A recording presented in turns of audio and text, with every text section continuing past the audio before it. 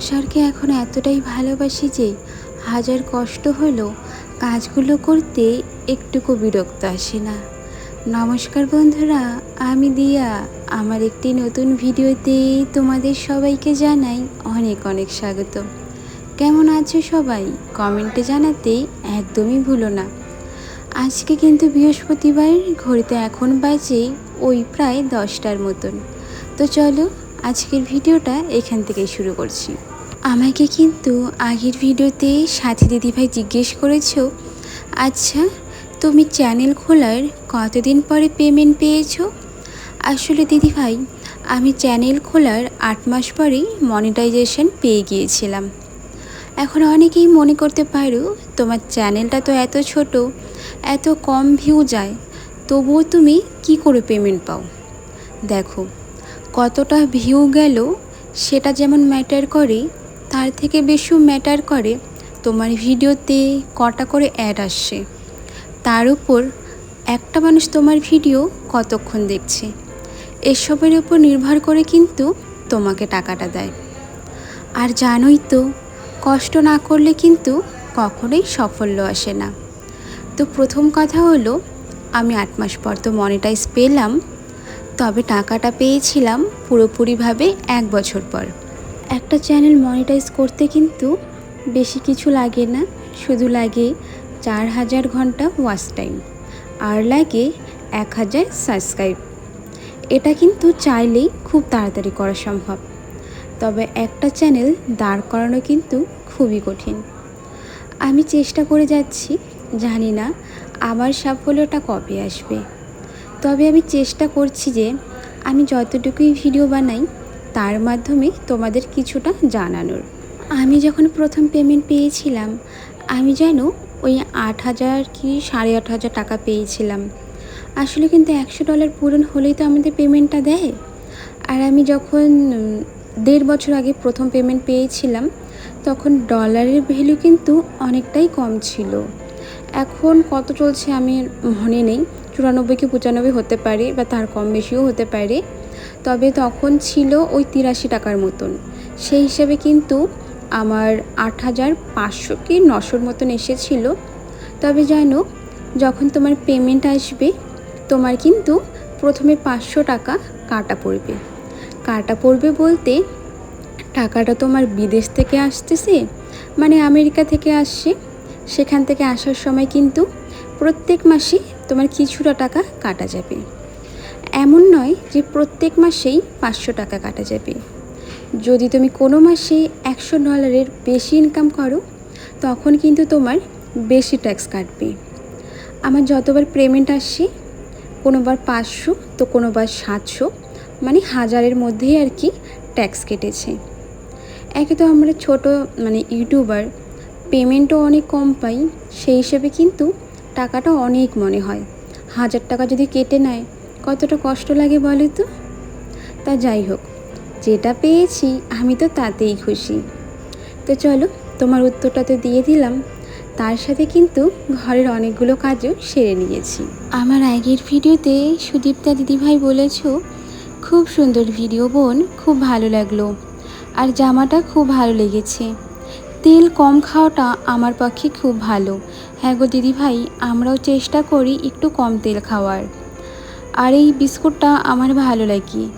চা গরম করে খাওয়াটা ভালো নয় গো বোন, তার মধ্যে আবার দুধ চা। তোমার অনেক চাপ হয়ে যায়, কারণ একসঙ্গে ভাত রুটি সব কিছু করতে হয়। আসলে ওটাই গো দিদিভাই।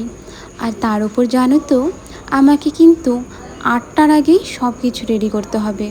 তাহলে বলো তো, আমি যদি আগে চাটা বানিয়ে না রাখি, তাহলে একদম শেষে গিয়ে না চাটা বানানোর জন্য সময়ই পাই না। দুটো কড়াইয়ে দুটো রান্না হতে থাকে। তার উপর আমি আবার মাঝে মাঝে টুকিটাকি ভিডিও তো করি, সেখানেও না অনেকটা সময় চলে যায়। সেই জন্যই আর কি। রিঙ্কি রেসিপি চ্যানেল থেকে দিদিভাই বলেছো, খুব ভালো লাগলো দিদিভাই, পুরো ভিডিওটা দেখে লাইক করে দিয়ে পাশে থাকলাম। ধন্যবাদ গো দিদিভাই, এভাবেই পাশে থেকেও আর ভালোবাসা দিয়ে যেও। রাজশ্রী দিদিভাই বলেছো, আমাদের একটা বাড়ি ছেড়ে বড় মনসা মন্দির আর শীতলা মায়ের মন্দির আছে, ওখানে পুজো হবে, ওখানেই পুজো করব।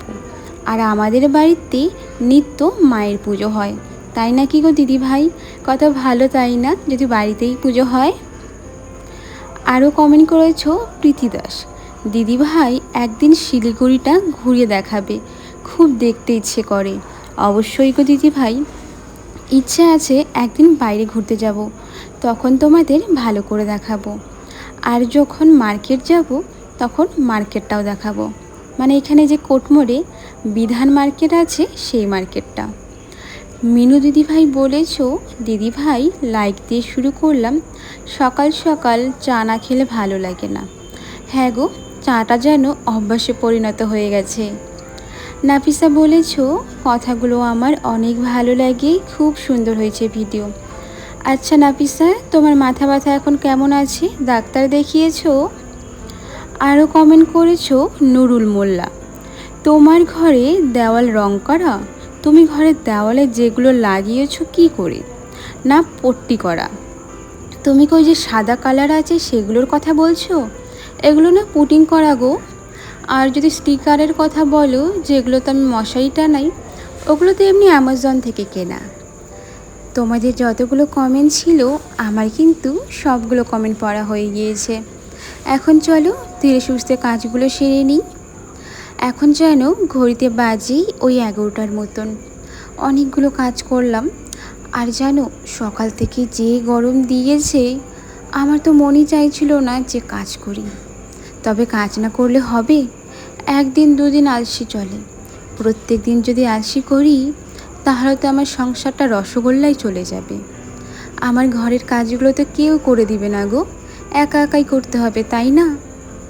এই জন্য দেখো সকাল সকাল কাজে হাত দিয়ে দিয়েছি। এখন কিন্তু ব্ল্যাঙ্কেটের কোনো দরকার নেই, তবুও আমি বিছানার মধ্যে ব্ল্যাঙ্কেটটা রেখে দিই। আসলে আমার কাছে রাখার মতন জায়গা নেই তো, সেই জন্য। এই যে ট্রাঙ্কের মতন ড্রামটা দেখতে পারছো, এর মধ্যে কিন্তু একটা বালাপোষ রয়েছে। আর আমার শোকেসেও একটা তোষক আরও অনেক কিছু আছে। শোকেস তো জামা কাপড় দিয়ে ভর্তি, সেখানে আর কিছুই রাখতে পারবো না। সেই জন্য বিছানার মধ্যেই যতটা পারি ওই গুটিয়ে শুটিয়ে রেখে দিই, দেখতেও তেমন একটা খারাপ লাগে না। আজকে ভেবেছি টুকিটাকি ডাস্টিংয়ের কাজগুলো সেরে নিব। সকাল থেকে না এতটা গরম পড়েছিল, বারবার কাজ করতে গিয়ে আমি হাঁপসে যাচ্ছিলাম। এই কাজ করার ফাঁকে আমি একবার মাকে ফোন করেছিলাম, আমাকে বলছিল, তুই এত হাঁপসে কেন যাচ্ছিস, কত কাজ করেছিস? তখন বললাম, আসলে ঘরে তো অনেক কাজ আছে, আর কাজ করার সময় আমি তো ভিডিও বানিয়ে থাকি, ঘরের জানালাগুলো না বন্ধ করে রাখতে হয়, না হলে যে লাইটটা আছে সেটা কাঁপাকাঁপি করতে থাকে। এই জন্য আরও গরম লাগছিল। ফ্যানটাও বন্ধ করে রেখেছিলাম। যে হারে বিদ্যুতের বিল আসে, আমার তো ফ্যান চালাতেই মন চায় না। আমি পারলে সারাদিন ফ্যানটা বন্ধ করেই রেখে দিই, বাইরে বসে থাকবো তবুও ভালো, ফ্যানটা না চালানোই ঠিক আছে। সপ্তাহে একদিন করে হাতে সময় নিয়ে কিন্তু আমাদের নিজেদের ব্রাশগুলো ভালো মতো করে পরিষ্কার করে নেওয়া উচিত।